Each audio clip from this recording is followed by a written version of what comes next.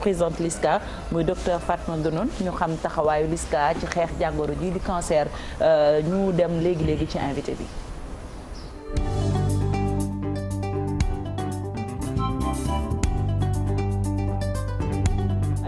ñeenti fan ci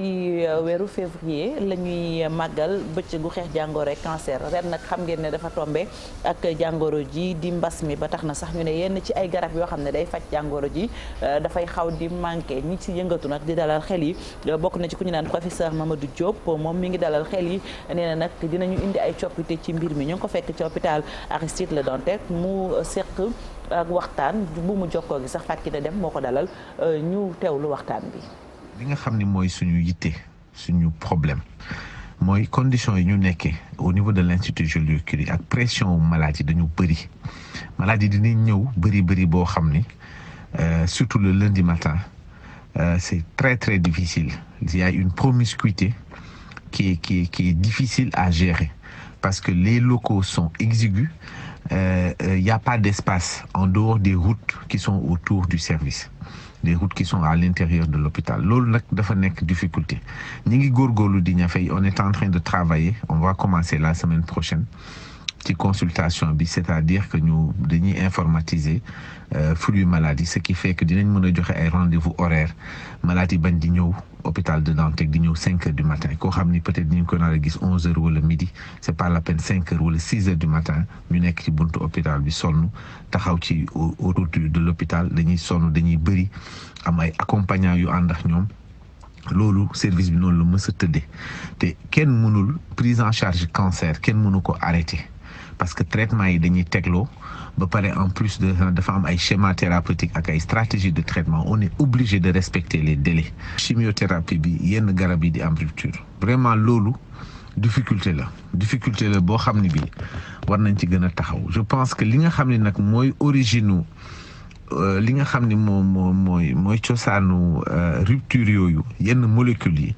man franchement xawma ko je pense que il faut poser question bi ñu laaj ko waa pharmacie nationale d'approvisionnement naka la ñu war a planifier de telle sorte que yenn molécules yooyu comme ni nga ko tuddee carboplatine wala taxol bi nga xam ni c'est fondamental dans ci yenn localisation yenn cancers yi comme cancer de l'ovaire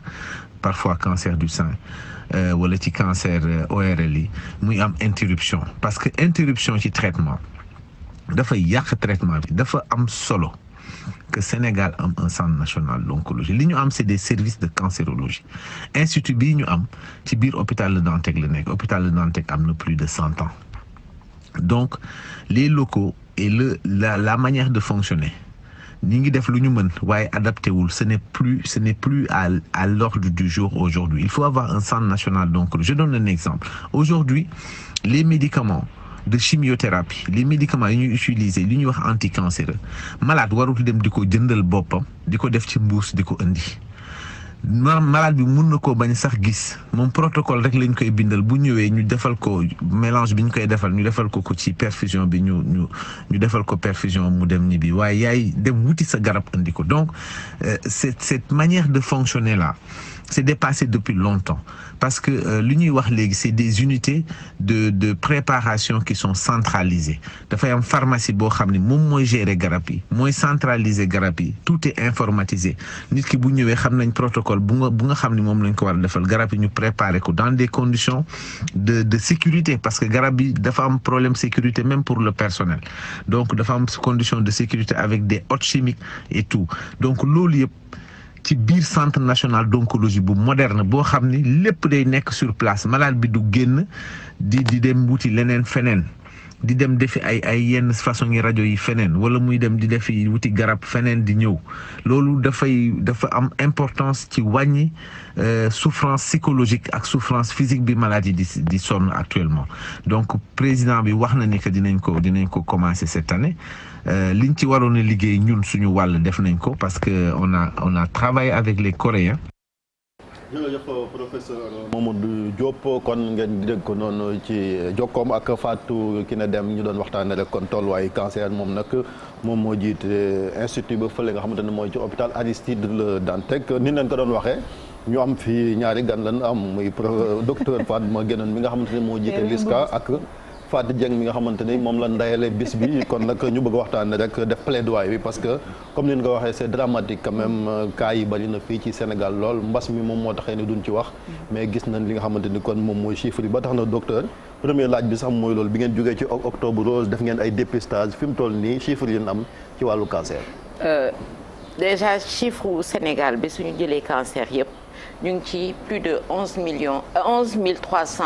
nouveaux cas de cancer au Sénégal avec environ 8 000 décès par an. Donc ñi ciy dund du bari. Donc 8 000 décès. 8 000 décès. juróom-ñetti junni. suñu amee fukk ak benn junni nouveau cas juróom-ñetti junni ñoo ci faatu. suñu jëlee cancer yëpp. canceru jigéen yi ñoo raw gàddu gi muy canceru buntu butitu njurukaay bi nga xam ne mi ngi ci à peu près ñaari junni nouveau cas te junni ak juróom benn téeméeri nit dinañu ci faatu chaque année canceru ween topp ci canceru foie bi topp ci 4e cancer mooy cancer bi nga xam ne góor rek lay dal te boobu le 880 nouveau cas la donc te cancer yëpp nit yi dañuy yéex a dem hôpital ba dañuy faatu donc ñun suñu thème cette année mooy ne waxtaan ci cancer bi nga xam ne nit mun nañ ci def dara ba dootul amati parce que gis nañu ay dëkk bi ñu defee ay jéego ay taxaw ni ñu taxawee cancer boobu amatu fa muy cancer buntu njurukaay donc mun naa def benn delluwaat tuuti gannaaw wax ci octobre rose ren bi malgré mbas bi dañu ne mënuñu parce que octobre rose ñun dañuy def Dakar def ci région yi mais ren dañuy def tous les jours bés bu nekk dañu doon consulter malades yi consulter nañu 6181 femmes mooy juróom-benni junni ak ñaari téeméer jigéen te ci yooyu le gis nañu 520 tumeurs du sang 520 tumeurs mooy ne te juróomi téeméer ak ñaar fukki jigéen yi nga xam ne am nañu donj ci seen ween donc ñooñu ñu ngi leen di commencer di bunge parce que duñu wax ne nit yi ñëw leen ñu saytu leen te duñ leen jàppale parce que ñi amul doole dañu bari te ci mbas bi ñu ubbee ñu doon ñu nga xam ne jigéen ñu bari ñëw nañu Dakar pour ñëw profiter ci dépistage bu gratuit parce que dañ ne ko ñu gis dara dinañ la accompagner donc li may wax ci cancer bu buntu njurukaay bi parce que tamit def nañu ay consultation sur le col boobu la ñaari téeméeri jigéen la ñu seet am nañu juróom fukk ak ñaari jigéen yi nga xam ne am nañu lésion précancéreuse mooy lésion bi nga xam ne suñ ko ci bàyyee dafay indi cancer donc loolu moo waral suñu plaidoyer tey mooy ne cancer buntu njurukaay xam nañ ne doomu jàngoro moo koy joxe ban doomu jàngoro mooy bu ñuy wax human papillomavirus te human papillomavirus boobule xam nañ ne moom kese dafay joxe cancer mais am na li nga xam ne ay li ñuy wax ay facteurs favorisants yu koy accompagner pour gën a dooleel virus bi donc virus boobule naka la ñuy def déjà vacciner ñàkk xale yi suñu ñàkkee xale yi dina leen aar parce que pays yi am doole dañu ñàkk seen xale yu jigéen ban âge à partir de 9 ans dañuy ñàkk xale yi ñàkk xale yu góor yi parce que ci lëkkaloo lay dooree sans rapport sans pénétration soo commencé rek di foo ak xale lu góor ci lay virus bi di la dugg su duggee dafay dem ba ci buntu njurukaay bi commencé di fa yàq su commencé di fa yàq dina def fukki at ak juróom ngay doog am lésion précancéreuse lésion précancéreuse boobu la su fa nekkee dina toog fukki at balaa muy joxe cancer. loolu moo tax dépistage taux bi baax. voilà donc loolu moo tax dépistage bi am solo loolu Sénégal fi ñu toll war nañu fépp fu ñu nekk ci réew bi soo nekkee ba Koulikoro wala nga nekk Matam wala Bakel war nga mun a dem ñu saytu la parce que am na méthode bi nga xam ne validé nañ ko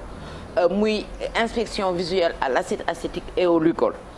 loolu les sages-femmes yi dañ leen war a capacité ñun LISCA ñu ngi jéem a def kéem kattan. parce que benn sortie dafa metti donc ñun am na appareil yi nga xam ne mun nañ ko def ci 78 districts au Sénégal. ñun doté nañu 28 districts. defal la benn appareil cryothérapie mooy bi nga xam ne dafay congeler lésions précancéreuses léegi dem nañu ba gëstu bi gën a xarañ am na appareil bu bees bu génn bi nga xam ne en 30 secondes ñu faj lésion précancéreuse boobu nga dellu ci sa sago te sa cancer du ñëw te virus boobu appareil boobu la su ñu jëlee méthode bi nga xam ne dañuy dépister saytu virus bi te amaguloo sax léegatu lésion précancéreuse dañ lay faj donc te foog naa ne fu ñuy tester tuberculose am na fépp ci Sénégal Gen Expert appareil boobule suñ ko dotee district sanitaire u dëkk bi wala région wu Sénégal hôpitaux yi foofu la jox leen ay kit yu mët sëkk jigéen bu war a dem soo xësee ba am fanweeri at nga dem ñu seet la nga xam ne dinañu réduire cancer du col de 40% te faatu bi dina wàññeeku. donc ñun suñu objectif mooy ne cancer bu buntu njurukaay bu mu amati Sénégal c'est vrai que vaccin yi ñi ci yëkkati seen baat. wax nañ ci ba yàq xel yi. mais vaccin boobu biñ ko laatee di jaay bi ñu commencé gëstu. 1995. la ñu gis vaccin bi ñu gëstu ko di ko gëstu ba 2006 ñu doog a def sur le marché donc xam nañu ne wóor na ne vaccin boobu le wóor na efficace na donc maa ngi ñaan nag parce que sama plaidoyer dafay dem ci yaay yi dafay dem ci papa yi waajur parce que soo amee doom da nga war a ñàkk sa doom comme dugal nañ ko ci programme élargi de vaccination war nga mun a ñàkk sa doom xëy na ren mbas bi moo tax parce que ñoom dañu choisir ne dañuy vacciner xale yi nekk ci biir école yi mais dañu war a joxe opportunité même mbas baa ngi fi mais xale yi dem ci centre yi nga xam ne ñu ñàkk leen pour aar leen ci cancer bi nga xam ne mooy gën a faagal kër jigéen. docteur lan mooy réalité prise en charge ki nga xam ne cancer dugg na ko ba parce que souvent ñu gis nit ñi ku ne xam koo xam ne mu ngi toog këram cancer baa ngi muy toog di xaar yàlla lan mooy réalité wu prise en charge bi dëggantaan. xam nga prise en charge bi déjà dépistage bi diagnostic bi soo ne yëg nga dara ci sa yaram. pour ñu wóor ne lii nga yëg ci sa yaram cancer la daa ngay faj daa dépenser 300 000 wala ba 500 000 parce que la tax da ngay def su fekkee ne cancer bu tutu njurukaay daa dem ñu seet la defal la biopsie nga dem fay prélèvement boobule nga xaar prélèvement bi ñu defal la scanner defal la IRM defal la bilan donc da ngay dem ba yow soo amulee moyen soo yemee ci loolu le suñ la waxee li nga war a dépenser pour faj la da ngay tàyyi parce que sa mbokk yi la commencé jàppale dañuy sonn léegi nga dem ci faj bi xëy na depuis def nañu plaidoyer en 2018 ba ñu def 1 milliard dugal ko ci budget wu ministère de la santé pour ñaari cancer yi nga xam ne ñoo gën a soxal jigéen ñi sonal leen seen chimiothérapie wàññeeku mais faj bi du chimiothérapie kese donc léegi heureusement ñu ngi remercier nguuru réew bi parce que chimiothérapie bi nga xam ne entre 1 million 2 millions ba 6 millions protocole bi léegi c'est gratuit au Sénégal pour ñaari cancer yooyu la yeneen cancer yi wàññeeku na ci 60%. léegi nga dem soo paree sa chimio daa opération boobu lu néew daa 300 000 daa ko fay pour ñu opérer la nga pare dem radiothérapie heureusement bi problème mu panne boobu amoon bi ñu jëndee ñetti appareil ñu wax ak chef de l'État parce que dañ ko ne njëkk yi ñu ko bëggee def Sénégalais yi amuñu moyen donc dans le privé il paye 2 millions 500 la ñuy fay pour def seen radiothérapie ñu ne ko soo ko wàccee ci 150 000 dina baax mais loolu les Sénégalais yi amuñu ko te li gën a metti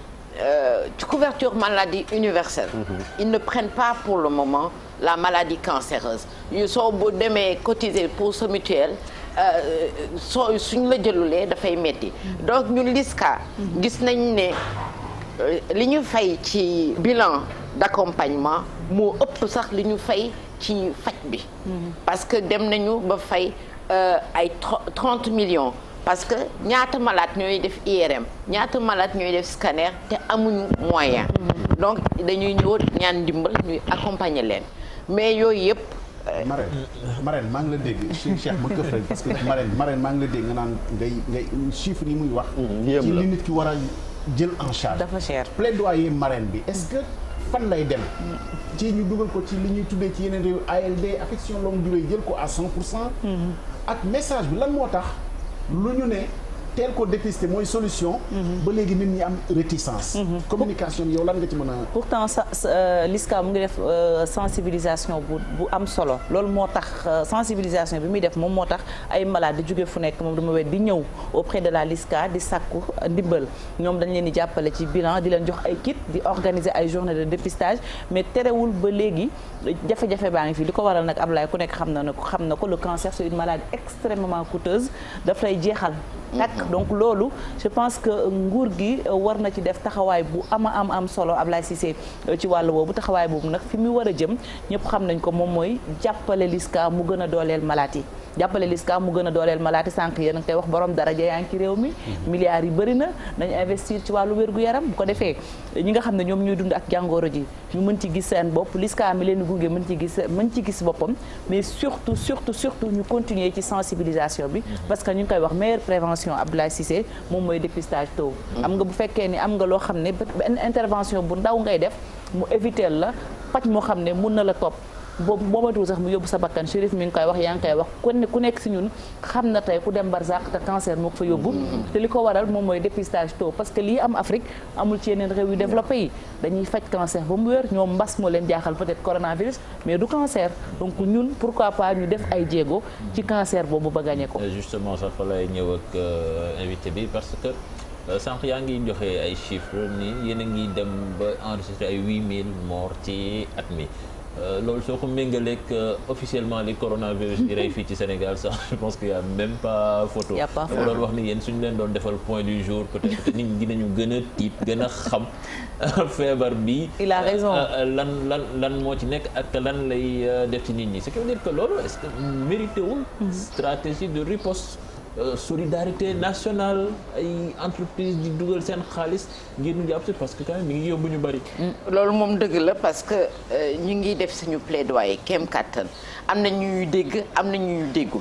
am na ay entreprise bariwul yu ñuy accompagner parce que suñuy jógee di dem benn dëkk dañuy yóbbu du personnel dem jënd appareil boobule LISCA amul doole. loolu moom ñun ay ci ndimbal rek la ñuy dundee. déjà defoon nañu plaidoyer ba suñu personnel bi sax léegi jox nañu subvention de 10 millions pour li ñuy fay personnel bi fay loyer ndox ak lampe ak yooyu yëpp. fay IPRES ak caisse de sécurité ci la yem te loolu 10 millions yooyu doyul sax. ci loolu fu muy jógee ci keesu état bi. donc dañu defoon plaidoyer. loolu dafa ndaw nous sommes à 18 millions par an de fonctionnement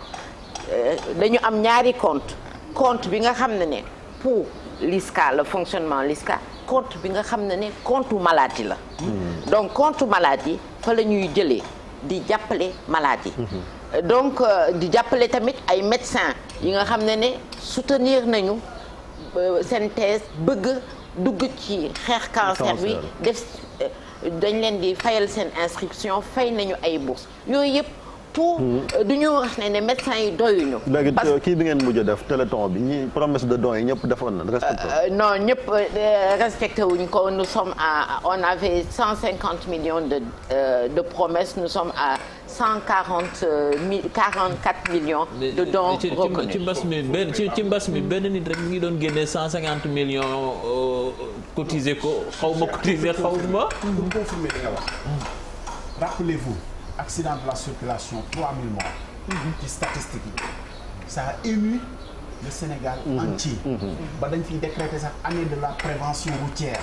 année sécurité routière. créé nañu agence nationale de la sécurité routière bi ñu nekk di mettre en œuvre lii 8000 morts quand même jot na je pense. taxaw ci stratégie nationale boo xam ne duñ ko bàyyi fondation yi ak association yi rek. ak ministère bi rek mais ça nécessite quand même la mobilisation d'autant que am na solution. du loo xam ne ni amuñu ci solution. am na solution. à travers la prévention. donc vraiment jot na je pense état bi am stratégie boo xam ne du doon LISCA rek du doon fondation yi rek mais stratégie nationale mu doon sax année de la prévention. tout à fait parce que professeur Diop bi nga koy wax sànq surtout centre d'oncologie bi on en parle boobu ba léegi parce que maladie foo feebaree Sénégal fii ngay mujj ñëw ci fi nga xamante ni kon moom mooy institut cancer bi nekk hôpital Le Dantec loolu day gën a yokk jafe-jafe yi naka la ñuy def ba centre bi ñu taxawal ko pour bu ko defee saafara mën a am. centre bi ñu ne signé nañu budget yi ak peuple coréen léegi mbas bi moo taxawal pose de la première pierre moo tax ba léegi juddoogul man li may wax sama plaidoyer centre boobu na am mais dans chaque hôpital régional mu am benn unité de soins unité de dépistage parce que dafa métti Dantec fii y a 24 lits kon ñaata malade 11000 nouveaux cas chaque année. 24 lits xam nga loolu tuuti na. 11000 nouveaux cas pour 24 lits c'est. loolu moom. xam nga donc li may wax mooy ne nañu jox xale yi bourse seen bourse pour ñu jàng bariwul suñ leen joxee bourse. inscrire leen ñoom xale yi bëgg nañu jàng ñu orienté leen ku ci pare nga yóbbu ko ci benn hôpital muy faj askan bi loolu yombal spécialiste la am fii pour ñuy faj Sénégal moom est-ce que mët na 20 ci 11000 malades 20 médecins yoo xamante seen xam-xam ci loolu la maj waaw pour radiothérapeute yi y en a 2 3 rajo am na ay professions yoo xam radiothérapeute yi ak yi nga xam ñooy manipuler yooyu aussi c'est aussi important que médecin bi nga xam ne oncologie la nekk. donc il y a 5 radiothérapeutes les chimiothérapeutes il y en a aussi peut-être 5 parce que fajum cancer du benn docteur moo koy faj donc c'est un traitement li ñuy wax pluridisciplinaire ki def diagnostic bi kii war a def chimiothérapie bi kii war a opérer kii def radiothérapie bi kii def suivi psychologue ak suivi après le traitement loolu yëpp te balaa ngay toog ne malade bi du yow kenn yow médecin yaa koy defal ne yow kii lii mooy cancer am yow dong yaa koy faj déedéet faj boo bokk ak ay nit la pluridisciplinaire voilà donc fokk ñu jox xale yi bourse. dëgg la beneen bi tam man foofu mooy des fois day am rupture ci médicaments yi nga xamante ni moom la maladie di utiliser même professeur Diop mi ngi koy juñ sànq des fois day am jafe-jafe ak pharmacie nationale d'approvisionnement te ku ne xam na ni traitement cancer warul am rupture ndax bu amee rek mën na jur gàllankoor. man saa yu ñu amee rupture malade yi médecins yi sax dañuy ñëw di ñu wax leen ci c'est vrai que cette année ak mbas bi. lu bari manqué na parce que commande yi avion yi demuñu yooyu am na ay produits yu bari yu manqué mais war nañu xalaat ne ñaata malade mooy am ci année bi ñaata malade moo am cancer du col ñaata malade moo am cancer de la prostate ñaata malade moo am cancer de l'estomac ñoom tamit ñu ci seen commande annuelle ñu xam nañu protocole yi ñu commandé ko waruñu xaar ba mu jeex. dëgg la Marème yow ndey ji yaay question bu mujj bi parce que ñoom soxla nañ terrain n'est-ce pas. da ngeen a soxla bërëb boo xam ne da ngeen fa war a tabax pour lan. maison de vie parce que suñu maison de vie boobule projet la woon sax ci téléthon bu ñu defoon daaw fokk ñu am benn terrain fu ñu tabaxal malade yi parce que daaw ci 2020 ci mbas bi malade yu bari. dañoo arrêté seen faj parce que bu ñu tëjee diggante yi état d'urgence oui. état d'urgence yi kenn mënul dem kenn mënul ñëw ñi demoon war a continuer seen traitement ñëwuñu Dakar seen feebar wunni donc ñu bari faatu nañ donc ci. Marème yaa leen di waxal ak Mame Boye Diao mooy le directeur des domaines. bëgg na am ak moom audience. soxla ngeen rek kër waaye terrain moom xam nga. terrain dafa xaw a dis daal. dafa mais terrain dafa xaw a non dis. non mais da doon am problème pour le directeur des domaines recevoir leen. moom recevoir woon nañu ba ñu defar plan yi léegi il fallait que ñu jox ko plan yi pour mu mun ñu may terrain. jot na ci plan yi. déedéet. lu tax parce que amaguñu. bàyyi ñu dem seetaan allo présidence bu ñu ñëwee def bu ñaar bi bàyyi ma dem seet bàyyi ñu dem allo présidence di kat